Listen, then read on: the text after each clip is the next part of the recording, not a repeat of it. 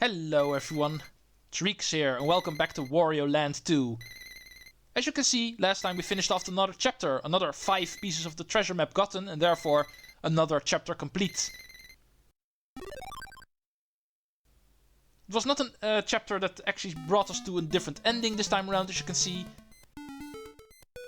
It returns to the main pathway. Yeah, not every single secret chapter in this game actually brings us to an alternate ending. Some of them do, but some of them won't. As you can see, if one goes to an end, it will actually say end in some kind of a paper scroll. But anyway, if you move to Chapter 2, Story 4, you will see there's another secret chapter deriving from that stage. And as you can see, it ends over there. At Chapter 4, Story 1, the first train stage. So this way you'll work around the Maze Woods entirely. And it also has a secret exit over there. The final stage of that secret chapter also has a secret exit leading to an ending, as you can see. So this chapter is extra interesting. Let's go to the SST cup in the story Drop the Anchor to find a secret exit in here. Because apparently here we can find one. I kinda gave this one away a little bit when I passed through here, but this time we're actually going to see it. Because I talked about enemy blocks, how they're not always visible as enemy blocks. And this stage is actually going to make use of that in order to get to a secret exit. These pillars we know. When they're cracked, we know we can break them pretty easily. But sometimes there are pillars that look unbreakable, but in secret they are breakable. Just not by Wario. Secretly, they are enemy blocks. And that is their way to hide stuff. In this stage, most of all. This leads to a secret door. And the secret door leads to a secret exit. First, a lot of coins to grab.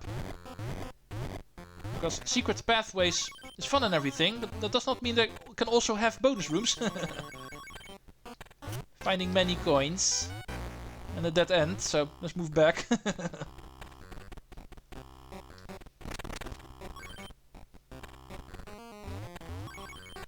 Going down. Hey, that's too high to jump. That's not fair. But we do know there's a stove in here, so let's grab that. First bash it to the right a little bit, so you can get to the right side of it, and then start bashing it to the left. That's the way to solve this puzzle. Let's bring it down. Oh, oops. Okay, that works. Okay, moving right again. Because Wario can jump that high, but not when he's crouched, so this is the only way to actually get up here. And get some more coins while you're at it.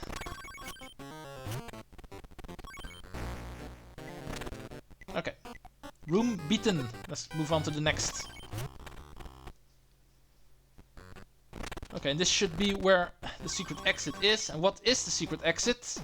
It is in fact a plug. Apparently the ship is leaking. They use this in order to stop the leak.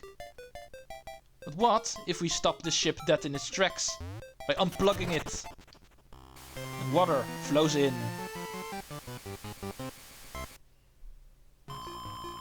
I don't know about you guys, but I'm pretty sure a ship that is filling up with water is not able to float. So guess what will happen in this alternative? Chapter 3. Okay, it is unlocked. Let's go see what happens next. It's not that hard to guess. The ship filling up with water, it's not going to like that. And down she goes. Of course, we're going to sink. But we're going to sink to a special location. Ooh, we just discovered Atlantis. These guys are not happy. But these guys are still going to flee from us. Little change of plans, guys. We're entering these ruins. And so is Wario. Chapter 3, Ruins at the Bottom of the Sea. Story 1, Escape from the Teacup. Yeah, we saw in the cutscene these guys actually escaped, but we are still here. And the ship is now filled with water. And in fact, as you can see, there's a current going upwards, so take that in account when trying to traverse this place. See if we can get to these coins to the right over there. What is interesting about this stage is the fact that it's actually pretty much the same as Chapter 2 Story 4, which we actually used in order to access this place, only filled with water. But when you look at the general layout of the stage, you will actually very closely see it resembles the previous stage we were in. It's pretty much the same one. It's really interesting. The same stage, just flooded. At least for the most part. There's going to be a couple of new rooms that we did not see before. But for the most part, this should look very familiar. Okay. This pillar is breakable, so let's move on even further. Hey, we're at the beginning of the stage. At least the beginning of the previous stage we were in, when it was not flooded. Now let's go in here. And this room should also look familiar. Remember the very first room where we got introduced to the enemy blocks being present in pillars? The enemy pillars, you might say. These things. That weren't recognizable when finding the secret exit of this place. Yeah, even that room is present. Even though this one isn't flooded. Only the bottom parts of the ship are. The top parts of the ship aren't flooded. So it's not an entire water stage. It also has some above water sections still. Okay, that's everything we can do up here. Nothing but coins up here. Let's move on. Luckily the pillars are broken here. Underwater we can't do any dashing, so they should be broken on their own, otherwise we would be stuck here. Okay, another familiar room. Even though it works a little bit differently, because this time it's flooded, as you can see. Still, the layout of this room is the same as in Story 4 of Chapter 2.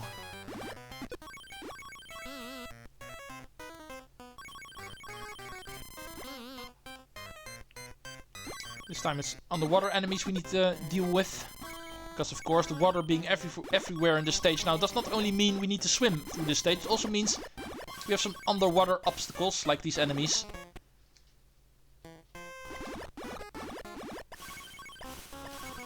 Okay, thank you. What makes this aspect of the stages being similar even more interesting is the fact that, if you remember correctly, in the first time we passed through the stage, there were actually a couple of instances where we saw parts of the level that we couldn't reach. Back then you would be thinking, okay, I'm apparently missing something. Why can't I reach that part of the room? But in fact, those parts were actually a hint towards this stage. The fact that we couldn't reach those parts the first time through is actually accurate. We couldn't reach those parts. We can only reach them in this version of the stage, you might say. But they were already present in that first time through, and that's actually a really interesting aspect, I think. Not applies to this room, because this room we already did the first time through. Only doing it a little bit of a different way this time around.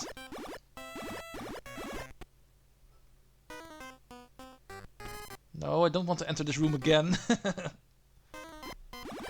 Can be a little bit tricky sometimes. Sometimes you have the tendency to press up on the D-pad in order to swim up. But pressing up also means you enter doors. Like over here. Once again, I didn't want to enter yet.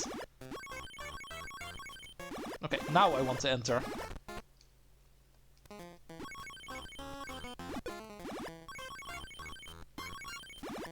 Okay, this part we also already know. This was accessible when the ship was still dry.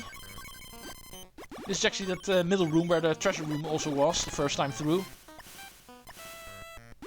And here we actually get the first instance of a part we couldn't reach earlier. This part we were already able to see the first time we passed through here, but we couldn't access it then. But now we can.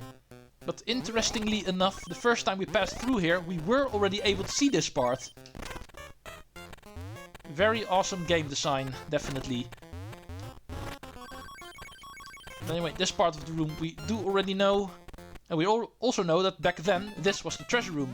And you guessed it, even here it's still the treasure room. Not really sure how that works context-wise, because officially we already were here. This is the same ship after all. It's just sinking now. So how is there a different treasure here now? Not really sure how that works. But still, let's not question the video game logic here. For this stage, it is just another treasure room. Containing a different treasure. Interesting. But okay. It was in the exact same location it was the first time through. Let's move on now.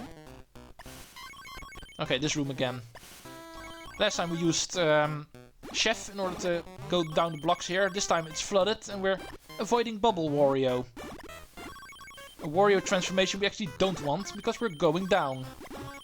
It does make the room a lot faster because of all the eating we needed to do the first time through. It takes a little bit longer. This way the room was faster. But okay, here we are. No anchor to drop. The anchor's quite useless now, you might say. We're just exiting the stage this way. But it was interesting, doing the exact same stage we did earlier, just in a different way. Making it a different stage. Deja vu at its best. Even the treasure room was in the exact same location.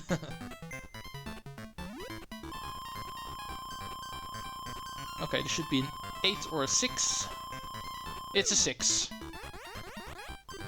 Okay, getting closer and closer to those 6,000 coins.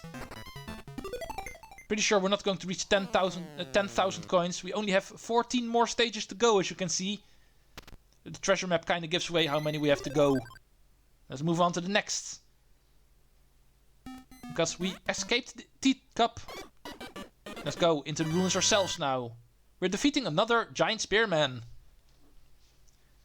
Okay, how do the ruins work in this game? A new type of aesthetic we haven't seen yet.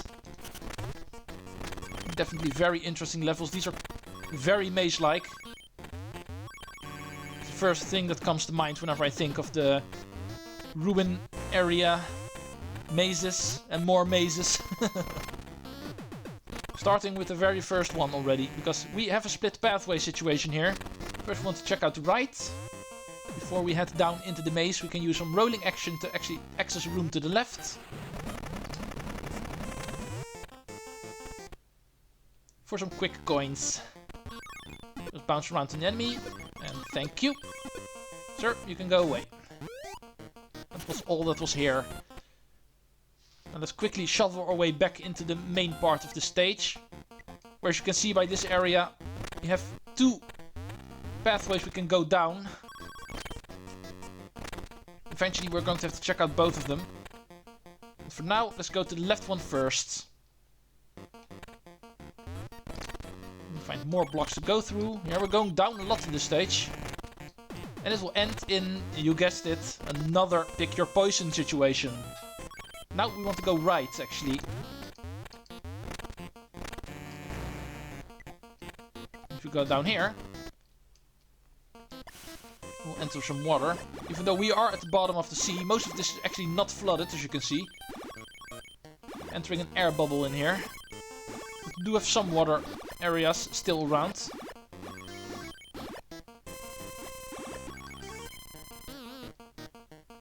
Okay, if we are able to avoid these guys, we'll actually find the door here. And this door is the treasure room. Told you wanted to go right first. Left pathway on the first split pathway, and then right. Enter the treasure room immediately. You're probably not going to have a whole lot of coins, so make sure you do this first try. Since it's so early in the stage. Okay, thank you for making it easy. Top left. Can't make it any easier than that. Of course we got a trident in here. I didn't expect anything else. Perhaps we might even meet Poseidon himself down here. Ow. Or Neptune, or whatever the guy's called in different ancient cultures. Okay, you can use some quick rolling action to get a couple of coins here. Not really that important. But still, if you go down here, we'll actually find out the main gimmick of this place. In case you were wondering, we're falling down so far, how the hell are we going to get back to these old split pathways? Well, like this. As you can see, the map loops around. We are back at the beginning again. You can go down as far as you can and eventually you will meet the first room again. It infinitely loops around. Until you find the only way to the exit. Do make sure you pick up the treasure room first, of course. But after that you're going to want to go right. So ignore the left pathway. And instead go right. First right pathway and then right again. And you'll end up here. Take note of this semi-solid platform, and that is here because there is some Spring Wario action in here. A Spring Wario we actually don't want, because it will make us bounce up to the top of the room again. So avoid the Wario transformation in here, you don't want that. Go away.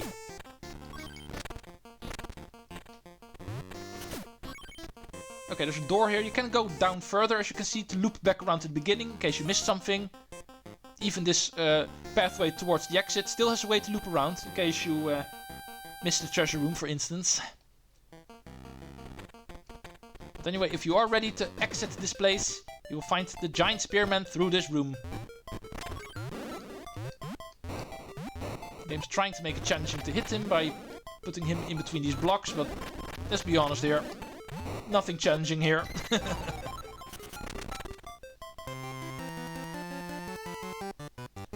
And thus ended the first maze here in Atlantis. Because that's what I always think this place is. Atlantis. It's supposed to be inspired by that. That's pretty obvious. Even Poseidon's / Neptune's trident is here.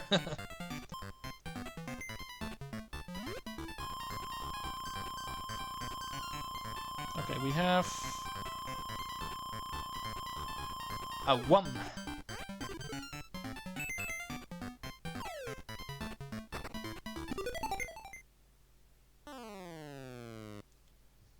Okay, 17 minutes. That is a little bit too close to... Yeah, you know what? I think I'll just stop it here. I will try to go for 3 stages again next time. Maybe I'll go on a little bit longer. I'm not too sure. But with closing in on 18 minutes, I don't really dare start the next stage. Because I know which one is coming up. And I know I might end up getting lost in there. Not really the biggest fan of that one. So I'll just stop it here. Perhaps do a little bit of a practice run in the next stage to make sure I can go by a little bit faster. If I stop now, I at least have some time to do so. But anyway, we have entered some undersea ruins. Interesting. The pirates were forced to run here because we sunk their little ship. So we're not entering Maze Woods this time. We're entering a different kind of maze here at the bottom of the sea.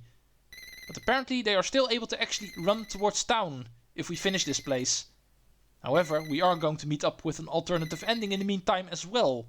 So this place is definitely going to be interesting to check out. Thanks for watching and hope to see you next time. Treecks out. Later, folks.